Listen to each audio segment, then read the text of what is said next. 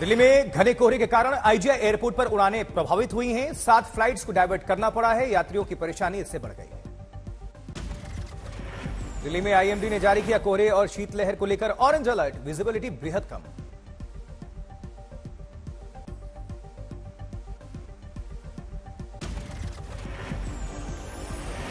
दिल्ली में घने कोहरे के चलते कुछ ही मीटर की दूरी पर इंडिया गेट आंखों से हुआ ओझल। इंडिया गेट पर विजिबिलिटी 50 मीटर से भी कम। कोहरे के चलते आईटीओ से कश्मीर गेट जाने वाले रिंग रोड पर विजिबिलिटी बेहद कम। घने कोहरे में गुम हुआ Rajghat, power plant, Indira Gandhi stadium, Delhi सचिवालय। कोहरे और धुंध को लेकर दिल्ली पुलिस ने जारी की एडवाइजरी। लोगों से की गाड़ी धीरे चलाने की अपील।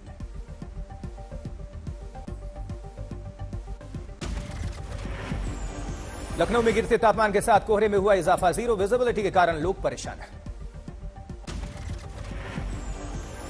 वहीं लखनऊ में भारी कोहरे के बीच मनाया गया भारतीय सेना का 76वां सेना दिवस। कार्यक्रम की तस्वीरें सामने आई। जयपुर में भी कोहरे ने दस्तक दी है। घने कोहरे के चलते विजिबिलिटी बेहद कम। चेन्नई में दिखा गिरते तापमान का असर। अलाव का सहारा लेने पर मजबूर हैं लोग। मेरठ में छाया शीतलहर और घने कोहरे की वजह से लोगों को काफी परेशानी का सामना करना पड़ रहा है। भीषण ठंड और कोहरे की गिरफ्त में उत्तर प्रदेश। 45 जिलों में अलर्ट। लोगों को शिमला जैसी सर्दी का एहसास। घने कोहरे की चादर में लिपटा वाराणसी। विजिबिलिटी कम होने से रेंगती हुई नजर आ रही हैं गाड़ियां। आगरा में भी घने कोहरे का कहर है। दिन में भी गाड़ी के हेडलाइट जलाकर चलने पर मजबूर हैं यात्री। राजस्थान में करौली में ठंड और कोहरे की दोहरी मार। जनजीवन अस्त व्यस्त है। लोगों को काफी परेशानी का सामना करना पड़ रहा है। वहीं मुरादाबाद में भी शीतलहर से ठंड काफी बढ़ चुकी है। रैन बसेरा का सहारा ले रहे हैं लोग। श्रीनगर में भी कड़ाके की ठंड और शीतलहर का कहर है। तापमान माइनस में है। -4.4 डिग्री पर पहुंचा है टेम्परेचर। जबकि सोनीपत में कोहरे ने बढ़ाई आम जनजीवन में मुसीबत। सड़क मार्ग से लेकर रेलवे यातायात पर काफी असर है। उत्तर प्रदेश के शाहजहांपुर में घने कोहरे के कारण भीषण हादसा हुआ है। ट्रैक्टर और कार की टक्कर में 2 लोगों की जान चली गई। आउटर नॉर्थ दिल्ली में खेड़ा इलाके में घर में मिली 4 लोगों की लाश। पति पत्नी और 2 बच्चों का शव पुलिस ने बरामद किया। शुरुआती जांच में सफोकेशन को बताया जा रहा है मौत की वजह। पुलिस तफ्तीश कर रही है। आज से शुरू होगी कांग्रेस की भारत जोड़ो न्याय यात्रा। कांग्रेस ने अपनी तैयारी पूरी की है। मल्लिकार्जुन खड़गे ने साथी दलों को भारत जोड़ो न्याय यात्रा में शामिल होने का न्योता दिया है। एयरपोर्ट पर नजर आए कांग्रेस के वरिष्ठ नेता। वहीं मणिपुर के लिए रवाना हुए राहुल गांधी वहां अपने सहयोगी दलों के साथ शुरू करेंगे भारत जोड़ो न्याय यात्रा। असम के मुख्यमंत्री हिमंता बिस्वा शर्मा का तंज। कहा असल में यह भारत तोड़ो अन्याय यात्रा है। पूर्व सांसद मिलिंद देवड़ा ने कांग्रेस से इस्तीफा दे दिया है। एकनाथ शिंदे गुट की शिवसेना में आज ही शामिल होने के आसार हैं। इस्तीफा के बाद मिलिंद देवड़ा का बयान। कहा मैं विकास के मार्ग पर निकल रहा हूं।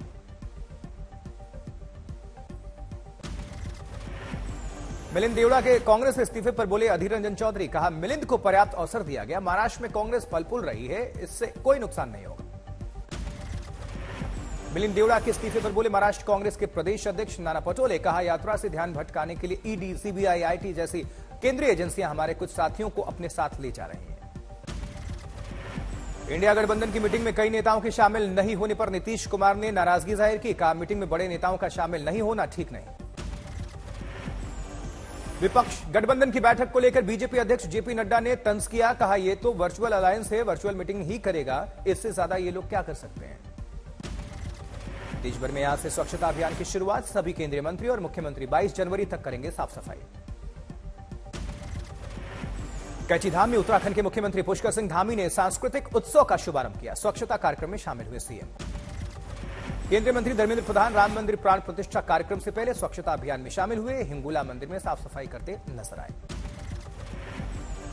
जबकि उत्तर प्रदेश के उप मुख्यमंत्री ब्रजेश पाठक ने भी शुरू की स्वच्छता अभियान। दक्षिणमुखी हनुमान मंदिर की सफाई करते नजर आए डेप्यूटी सीएम। महाराष्ट्र के सीएम एकनाथ शिंदे ने भी मुंबई के विभिन्न स्थानों पर गहन सफाई अभियान में भाग लिया। जगह जगह जाकर निरीक्षण किया सीएम ने। अयोध्या धाम रेलवे स्टेशन पूरी तरीके से तैयार, अंतिम दौर में चल रहा है सौंदर्यीकरण का काम। प्राण प्रतिष्ठा समारोह के लिए सज रही है अयोध्या नगरी। साकेत महाविद्यालय में बनाया गया भगवान श्री राम का शानदार पोर्ट्रेट। प्राण प्रतिष्ठा के पहले श्री राम कर्मभूमि न्यास ने 14 लाख दियों की बनाई श्री राम की अद्भुत कलाकृति। उकेरी गई मर्यादा पुरुषोत्तम श्री राम की तस्वीर। जन्मभूमि मंदिर पर प्रधानमंत्री नरेंद्र मोदी की भी बगल में तस्वीर। कलाकृति में इस्तेमाल किए गए अलग अलग साइज के 14 लाख दिए, 14 अलग अलग रंगों से सजावट। प्राण प्रतिष्ठा समारोह से पहले अमृत महोत्सव कार्यक्रम का आयोजन। दुल्हन की तरह सजाए गए अयोध्या।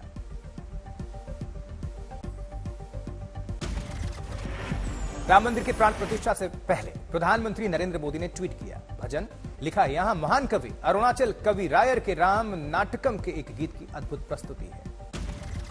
राम मंदिर के निर्माण कार्य तेजी के साथ आगे बढ़ रहे हैं। तीसरे तल के निर्माण के लिए पत्थरों की सफाई का कार्य जारी है। अयोध्या में रामलला की प्राण प्रतिष्ठा की तैयारियां बेहद तेज। मंदिर में लगाए जा रहे हैं दरवाजे।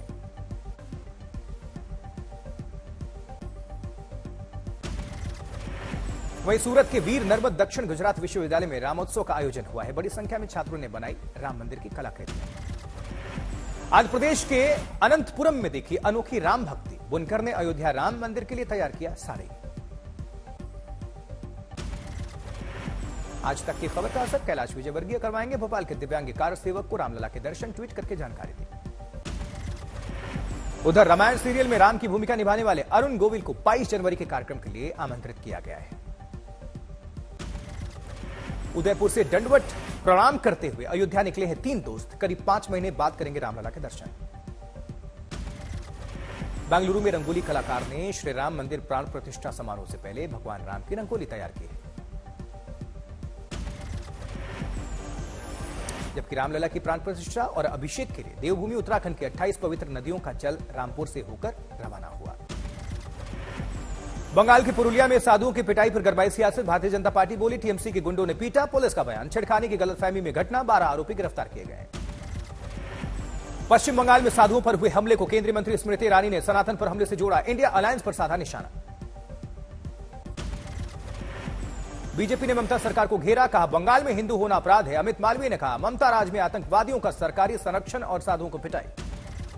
संसद सुरक्षा चूक मामले में सभी 6 आरोपियों को 27 जनवरी तक न्यायिक हिरासत में भेजा गया है। अखिलेश यादव को मिला राम मंदिर प्राण प्रतिष्ठा का निमंत्रण। मंदिर ट्रस्ट को बधाई दी है। गोवा मर्डर केस में बड़ा खुलासा। होटल में आने की 2.5 घंटे के अंदर सूचना सेठ ने अपने बेटे को मार दिया। आरोपी मां ने 18 घंटे बेटे के शौक के साथ गुजारे। बच्चे के पिता वेंकटरमन का बयान दर्ज हुआ। उधर लक्षद्वीप जाना होगा और आसान। अलायंस एयर शुरू करेगा हफ्ते में 2 फ्लाइट्स। पाकिस्तान में ब्रिटिश उच्चायुक्त के पीओके दौरे का भारत ने जताया सख्त विरोध। कहा संप्रभुता में दखलंदाजी स्वीकार नहीं। जम्मू कश्मीर और लद्दाख हमारे अभिन्न अंग। जबकि मालदीव मामले को लेकर सियासत जारी है। मालदीव के राष्ट्रपति ने कहा हम छोटे हो सकते हैं लेकिन किसी को हमें धमकाने का लाइसेंस नहीं मिलता। फिल्म हनुमान के निर्देशक प्रशांत वर्मा ने कहा है कि फिल्म की टीम ने राम मंदिर ट्रस्ट को 14 लाख रुपए का दान किया है। अमृतसर से आई लोहड़ी त्योहार की खूबसूरत तस्वीरें। हैदराबाद में संक्रांति उत्सव से पहले शहर में दिखा लंबा जाम। हाईवे पर लगा लंबा जाम।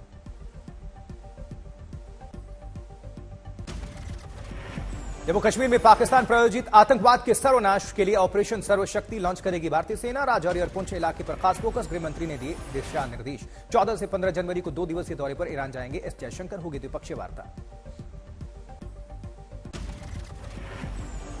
उधर मुंबई में यात्राधाम बेट द्वारका और ओखा के बीच 1000 करोड़ रुपए की लागत से बना सिग्नेचर ब्रिज जल्द ही जनता के लिए खोल दिया जाएगा। सूरत में विश्वकर्मा इंडस्ट्रियल एस्टेट में साप्ताहिक अवकाश दिए जाने की मांग को लेकर हंगामा। मजदूरों के पथराव में पुलिस की कई गाड़ियों को नुकसान पहुंचा। पुलिस ने छोड़े आंसू गैस की गोली।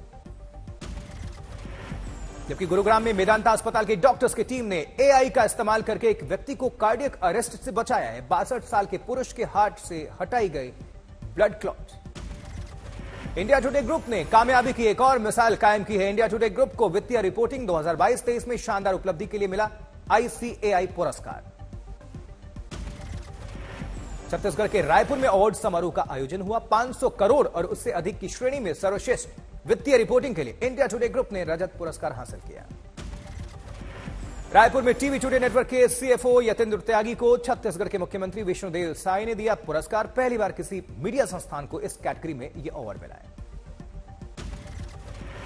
विश्व हिंदू परिषद ने जेपी नड्डा, अमित शाह और राजनाथ सिंह को दिया रामलला की प्राण प्रतिष्ठा का निमंत्रण पत्र। बीजेपी अध्यक्ष ने 22 जनवरी को शामिल होने पर भरी हामी।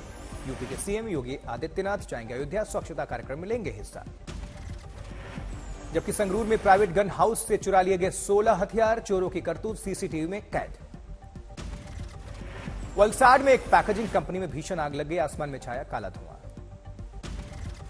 जालंधर में 3 बदमाशों ने गन पॉइंट के बल पर लूटपाट की वारदात को अंजाम दिया, घटना गैस एजेंसी में लगे कैमरों में कैद। दिल्ली के नरेला में 3 युवकों से की गई बुरी तरह से मारपीट, घटना का वीडियो आया सामने। मेरठ में आपसी रंजिश में हुई गोली चलाते हुए वीडियो वायरल हो रहा है। सरसा में कंप्यूटर शिक्षक को बाइक सवार अज्ञात अपराधियों ने गोली मार दी, अपराधियों की जांच कर रही है पुलिस। देवघर में पुलिस अधीक्षक के कार्यालय के सामने बाइक में आग लग गई, देखते देखते बाइक जलकर खाक। नोएडा के एक अपार्टमेंट में अचानक आग लगने से अफरा तफरी का माहौल हो गया, दमकल विभाग ने आग पर काबू पाया। गाजियाबाद में ऑफिस से घर लौट रहे एक युवक की 2 युवकों ने पीट कर हत्या कर दी, मामले की तफ्तीश जारी है। तरनतारन में बीएसएफ और पंजाब पुलिस ने ड्रग्स का पैकेट बरामद किया है, छानबीन चल रही है। विदु विनोद चोपड़ा की 12th फेल ने किया नाम रोशन, Macau Asia Europe young festival में मिला standing ovation. Classical singer Prabha Atre का दिल का दौरा पड़ने से 92 साल की उम्र में निधन हो गया। अंकिता लोखंडे की मां वंदना लोखंडे ने बेटी को हिदायत दी, बोली बिग बॉस में अब सुशांत सिंह राजपूत का नाम लेना बंद कर दो।